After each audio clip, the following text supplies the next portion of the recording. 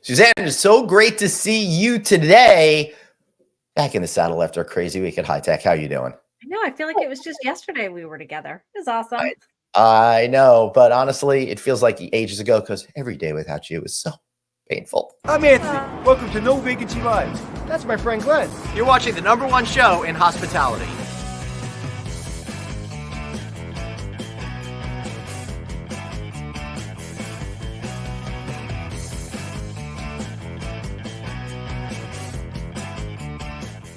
Everybody, welcome to No Vacancy Live. I'm Glenn Hausman. That's the incredible doctor, producer, Suzanne.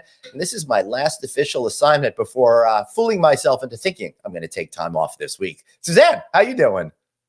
I was excited for just a Friday alone, but now you're giving me a day off tomorrow for part of my job, so I'm going to run with it. I know. So we got a pre-recorded interview coming tomorrow. Obviously, we were on air with live shows last week because we are over at High Tech in Charlotte, North Carolina, where Anthony and I got to do a keynote speech. Dr.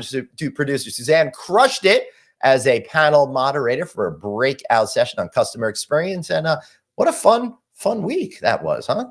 It really was. I think, honestly, the best thing was being able to get together with so many folks, and you could really feel that spirit and enthusiasm of hospitality throughout the entire experience, and just even meeting new people. I was definitely exhausted. I learned more than my fair share of technology related terms and AI, but that was my purpose in going, right? Because that's going to give me some great foundation for an AI course that we're going to be offering for executive education at FIU coming the fall. So it did its job, but got to hang out with you all. So yay. So that was a whole lot of fun. We had a great time last week. I want to thank all of you for coming and seeing me record at the Unifocus studio. Go check out my friends over at Unifocus, technology that drives value. Might as well plug them all the way. Unifocus.com. That was a lot of fun. There are a lot of short form interviews. They haven't even rolled them all out yet. So look forward to a lot more of those after the holiday. I don't want to burn them when you're all drinking at the beach and partying and stuff like that. So anyway, Suzanne, you're talking about the true spirit of hospitality. And I was on the road so much during conference season. I had a great opportunity to do an event with the good folks over at TPG Hotels down in Orlando. And I got to meet this really cool guy at the conference hotel. In fact, I even got to work with him on stage. I'm talking about Leonard, who's the complex GM at Wyndham, Lake Buena, Vista, Disney Springs Resort area, a Walt Disney World hotel trademark. How are you, man? Good to see you. I'm doing fantastic. It's nice that you guys are going to have a couple of days off this week. I know. I'm pretty excited about it. I just found out I have to record something Friday at 9 a.m. So that's going to be delightful. I'm going to be just in relaxing mode, and then I'll have to shake myself out of it before going. And are you going to any particular destination? Right out there, backyard. Yeah. So right behind you.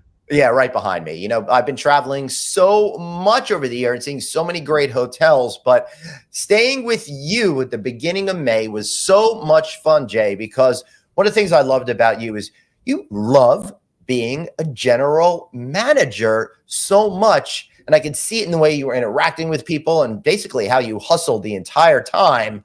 And we're then given an amazing award by the folks at TBG for being so awesome as well. So congratulations on loving what you do and being respected for it. Thank you. It was a wonderful conference. It was actually TPG's first conference in 17 years. Woo.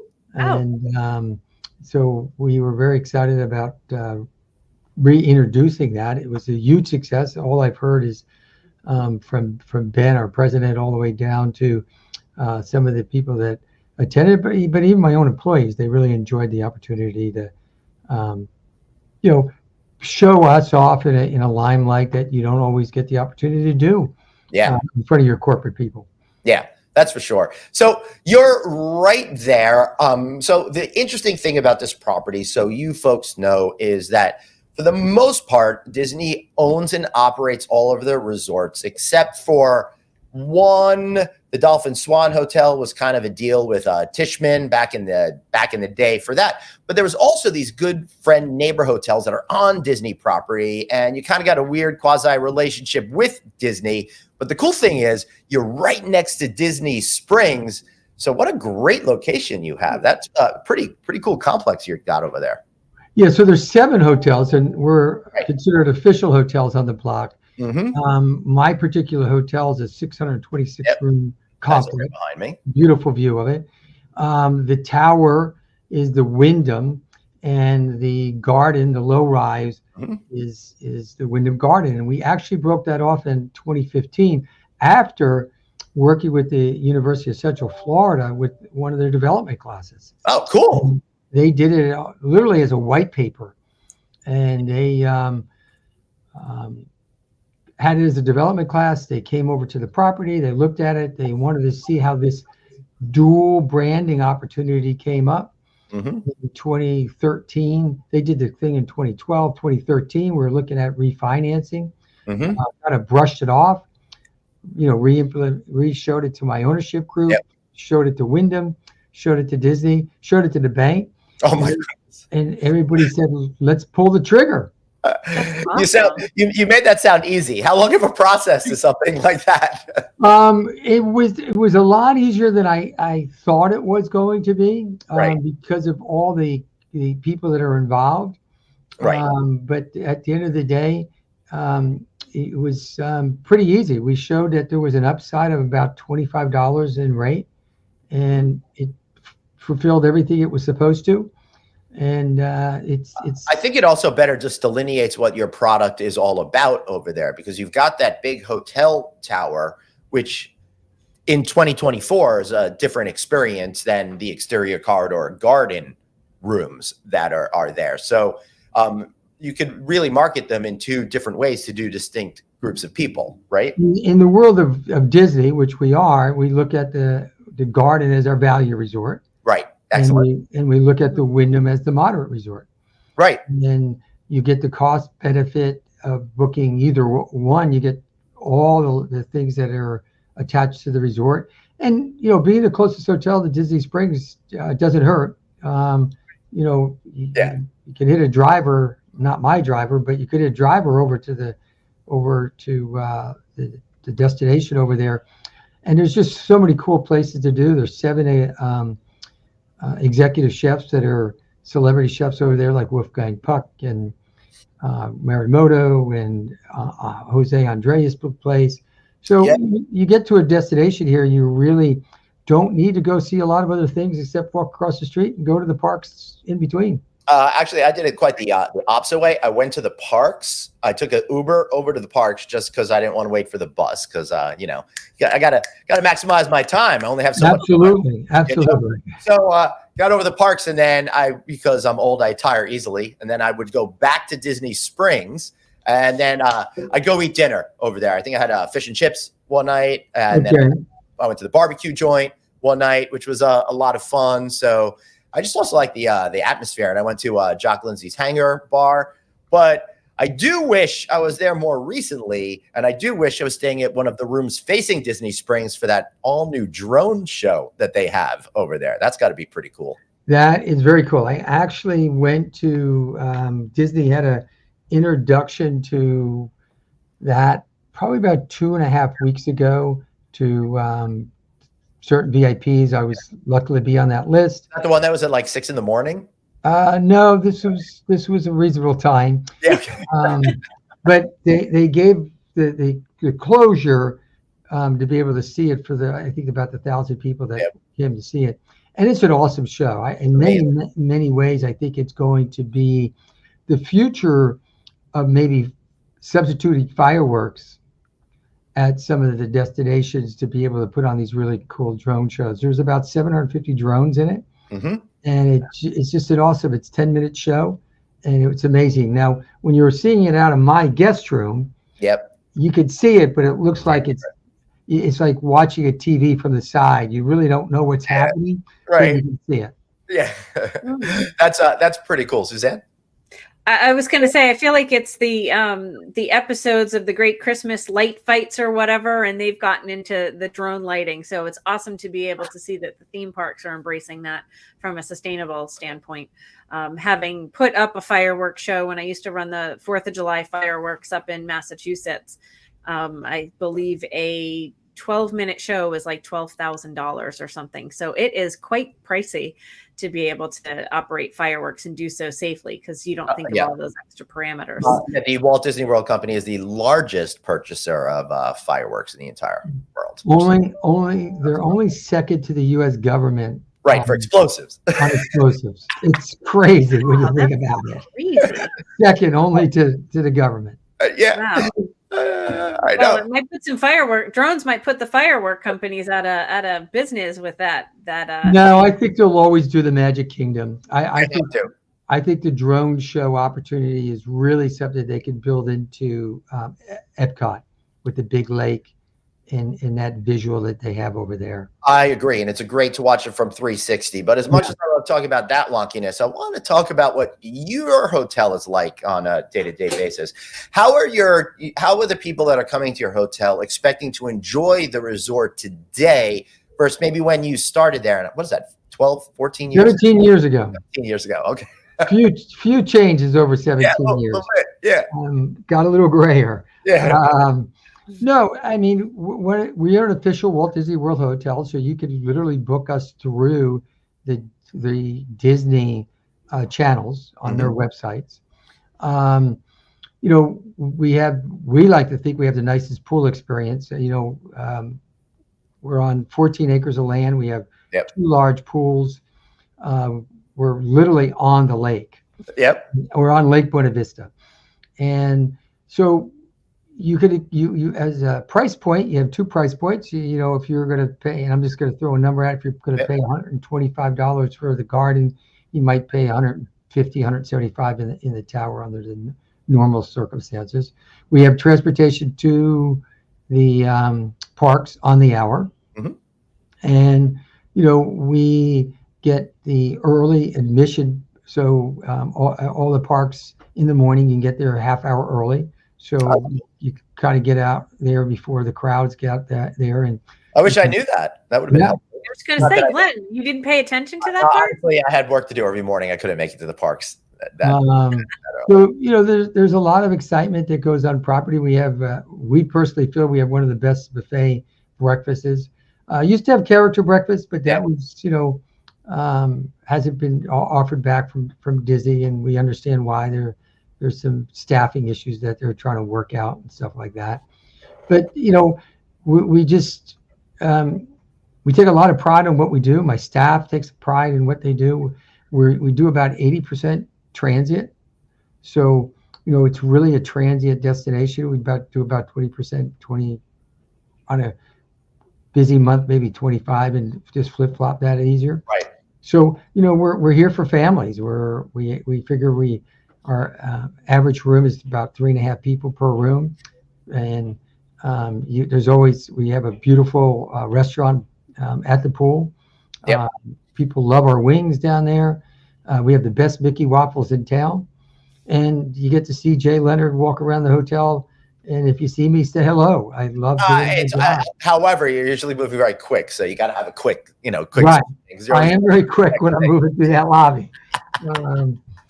That's for sure. Hey, listen, I ate at the restaurant out back for lunch one day. It was really great, particularly since it's a pool restaurant. A lot of places try to get by with not as good quality, but that was fantastic. And I suppose the buffet that we had as part of the TPG annual event is very representative of the food that was normally at your buffet, and that was great.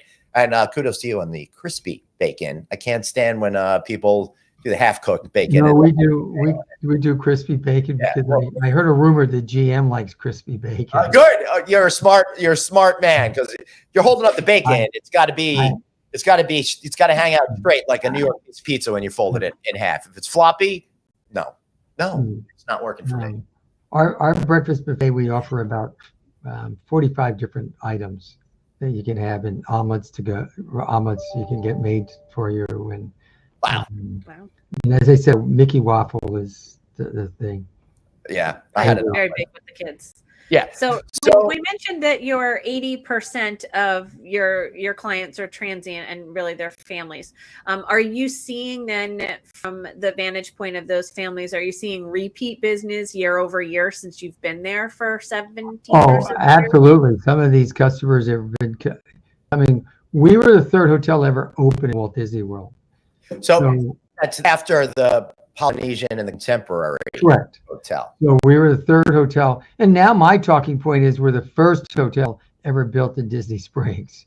Yeah. So I switch it around a little bit. We're the third hotel ever. We were the American Dutch Inn. And, there's people that have come back to this hotel for 30 years. I have an employee upstairs, but Wow. That's impressive. Charlene knows everybody. I mean, she grabs me all the time. She goes, Jay, you got to go say hello to this person. Jay, you got to go say, and we haven't seen the 100% come back from the UK. Right. But we had, I would say probably at least a dozen customers a year that would come from the UK year after year after year after year. Wow, that's pretty. Now with the Wyndham name as the brand, do you find that has helped? Because you mentioned that you were the American Dutch Inn to get started. So does that give you more easily recognizable options? Oh, absolutely. We were independents until I got here. So we were the Dutch Inn, then we became Grosvenor, then we became the Regal Sun, and then we became the Wyndham. And Wyndham was in 2010, and then that's when in 2015 is when we co-branded the hotel to the Wyndham and the Wyndham Garden. And the Wyndham name on it's made all the difference in the world. That's pretty cool. I love that. I'm going to just jump in one more time, Glenn, because normally you're always hijacking things. And so I know, I love it. I freaking love it. No, but I think that's another excellent point, Jay, that you brought up with the opportunity to work with a local institution. And that's really refreshing to hear because it's, I'm not too much further south from you, but really finding ways that you can leverage a real estate development class or a marketing class and work with students because of the esteemed faculty that these institutions have to help think differently and present something that you might not have necessarily thought of or done a deeper dive into to provide that analysis. And so to see that type of project come to its fruition and that it's actually benefiting you really well is a remarkable experience. I sit on 2 boards at UCF, and Go Knights, Charge On. We recently just got our new dean appointed, and I lecture out there. I've done at least a half a dozen projects with them. And it's a great way to do recruiting. It's just that enthusiasm. And I love going there and talking to the hospitality class and just telling my story. I started my career in 1981 at Caesars Boardwalk Regency Hotel in Atlantic City. So there's a great story that goes along with that. That's fantastic. I remember that hotel, I think, but I'm not quite sure. Caesars Atlantic City used to be the old Howard Johnson's. Right. Yes. Right. Old Howard Johnson building.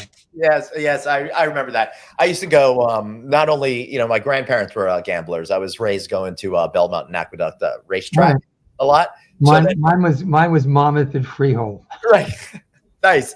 I love it. So we do the bus ride down to Atlantic City, and everyone would get their $10 roll of quarters.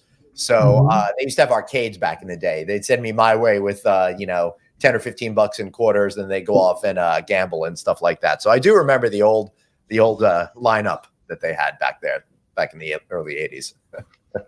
That was great. But back to you in Orlando. You're talking about how you had that associate that's been there for 40 years. And they have really great knowledge of the property and the people. So how do you focus on engagement to make sure that you don't lose all of that institutional knowledge? It's really a pass down. I mean, I know Charlene and the other employees, they share their stories. It's all about sharing stories. So as they share the stories and other people get introduced to these people and they get passed on to someone else, I encourage my employees to try the best to be empowered on what they're supposed to do. But, being creative in doing things for these customers, it's an interesting aspect when you have people that have worked for you for a long time. We never closed during the pandemic. So a lot of these people were draft picks that I took back. Right. And, Charlene was like the 9th person I brought back. Jill, who was another person who's been here for 30 plus years, she was my 10th person brought back. And because of their working knowledge of the building, I put them anywhere. Yeah, right. They excelled at that. And eventually they moved back into their regular kind of positions. But that institutional information, luckily it gets passed down. I have a lot of employees that stay with me a long time, and a lot of employees that for some ungodly reason want to work for me twice. What? They realize when they leave, what a fool. They leave and then they come back and they realize the grass wasn't always greener on the other side. I have a colleague that just started a new job recently and was told by the old people, "You'll be coming crawling back here in 6 months." So we'll see. It happens. I love that. I love that though, because it means you're giving your people opportunity and you're treating them with respect, right? So, how are your guests are feeling these days? Is everybody in a good mood? What are they looking for? How can you make them happy when you're working at the most magical place on earth? Being sympathetic to sometimes when they are having a bad day, and a bad day, don't forget, at Disney it may be raining. I know. So that might be, a little bit discouraging for them, making that extra effort on property to just little things, I love, walking through the lobby, running into a couple of the kids and going over to the ice cream and say, "Here's some ice cream," and the parents go, "Thank you very much." All right. We're adding an arcade right off the lobby, which hopefully be done in August. Could be about 2,500 square feet. Wow. And we think that's going to be a great addition to the destination. So right now we're starting to hit that rainy season in Florida. So instead of migrating back to the pool when it's raining, hopefully they'll migrate upstairs and have a place to hang and that's smart, real smart idea. I've got a job. I'm going to be attending a lending con down there in August, so it'll be like 3:00, time to go inside for the rainstorm. Right. Yeah, exactly. Well, the other thing that when I moved to Florida, one of the things that a lot of people said from where I'm at on the coast is head up to the Orlando area and people would either hit Disney or Legoland. Do you typically, in your experience, find an influx of travelers since you're in the central part of the state during hurricane season when hurricanes are imminent? Hurricanes around here are interesting. I've gone through about 13 of them. My first big one was called Hurricane Andrew. I remember that. Happened to be the executive assistant manager at the Fontainebleau when it came in.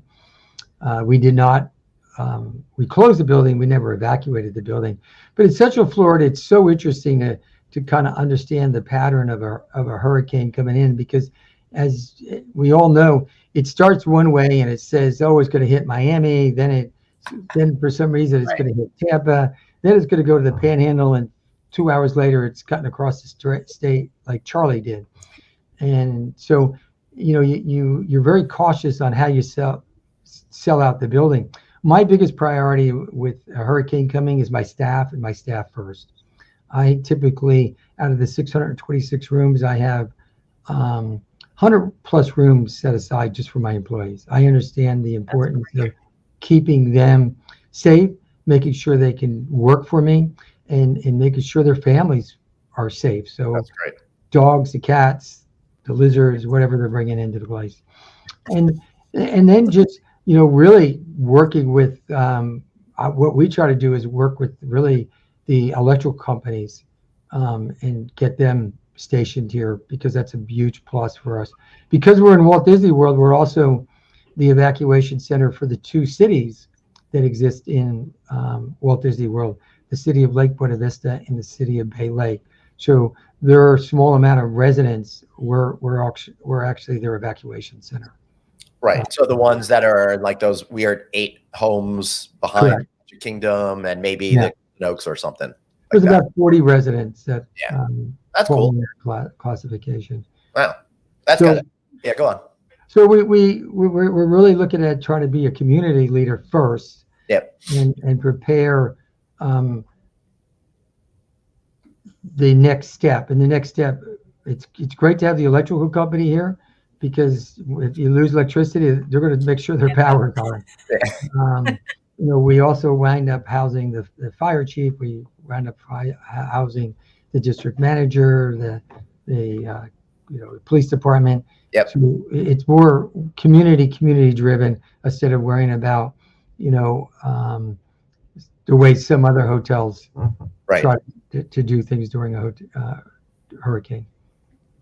Cool. So, Jay, when I was there and I saw your office, it's obvious that you're very much engaged with the community as well. How do you get engaged if you're just a general manager and you've just started, for example? What's some good advice that you have on how to get engaged in the community and become part of the community, so the community thinks of you as a peer and a place that they're going to send everybody that they know? Well, in my case, it was easy. I got involved in the Central Florida Hotel Lodging Association. We're the largest lodging association in the United States, but every community has one. Mm-hmm. So that's where you start. And then we also host Rotary here. So there's another opportunity to get involved in the community. And when you get involved in Rotary, you're also getting involved in a more diverse. Right. Outside of the hospitality industry. Yes. Right. Because the idea is to meet all of the influential people within your community in all different industries. Please continue. Right. So I'm also involved in Skull. Me too. Yeah, I was just at a Skull event 2 weeks ago. Right. So another way of having a little bit more diversity on it. Mm-hmm. And then, you start picking and choosing what you feel comfortable with. I sit on the board of the Central. At one time I was on the Arnold Palmer Hospital board. I was on the Visit Orlando board. I'm presently on the Florida Safety Council's board. I sit on the Osceola County Sheriff's Office board, the Orange County Sheriff's board, and then I'm involved in about 2 or 3 Disney things that are just Disney driven. Yeah. So this is why you're caught running through the lobby. My goodness, with all of that community engagement, how do you balance then the actual operation of the hotel and still be that amazing leader in the community? One, I have a great hotel operating company that has given me the opportunity over the years to have that balance between life, my home life, my work life, and my community life. Betty and Jim have always supported that. Same thing with the ownership. And then I have a great staff. I got great team members. My chef has been in the business for 30 years. Most of my department heads are seasoned, and they just know what my expectation is. Mm-hmm. And most of them can't wait for me to go to a board meeting, so I'm out of the hotel. But I'll always be back. That's awesome. And then sitting with the University of Central Florida on doing their boards. And just try to balance things out. And I'm also the PAC chairman for Central Florida Hotel Lodging Association also. So that's my day passion is politics. So we just last week interviewed 5-6 legislators for the state of Florida. We came out with our endorsements this week. We have some more coming in next week.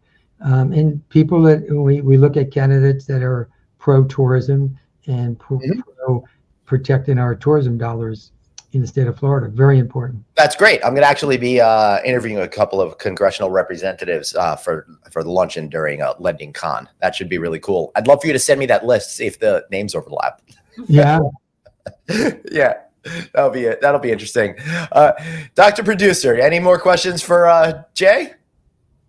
I think the opportunity that you've got in that space is really unique to be a dual branded property with the Disney designation. So keep up that amazing work with your longevity of your employees. That's a testament to our industry. So congratulations.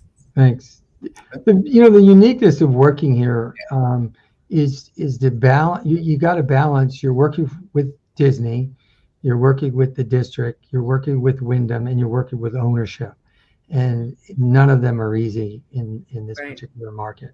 Yeah. So it's enjoyable, and that's where I think the politics all play in very well for me. Yeah, you seem one of the calmest guests we've ever had. I don't know how you do it, Jay. Pretty impressive. You got to get me.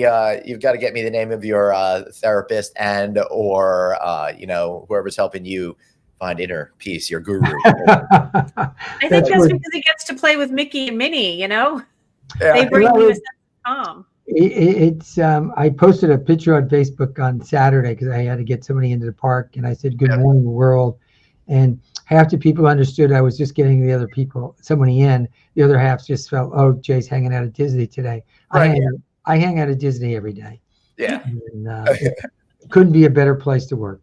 That's awesome. Jay, Leonard, thank you so much for being here. We really appreciate it. Man, that was so much fun learning all about that night. Well, you're going to want to listen to that again. Follow us online and get our complete episodes of podcasts wherever you get podcasts. And type in the name Marty Sklar in there, Sklar. He's a late Imagineer who helped design Epcot Center. I did an interview with him years ago that should be in that feed. You might find it really interesting. Meanwhile, thanks so much for being here. Remember, you've got one life, so blaze on and follow your passion. And Jay, we'll be with you in a sec. Woo! See you all later. Have a great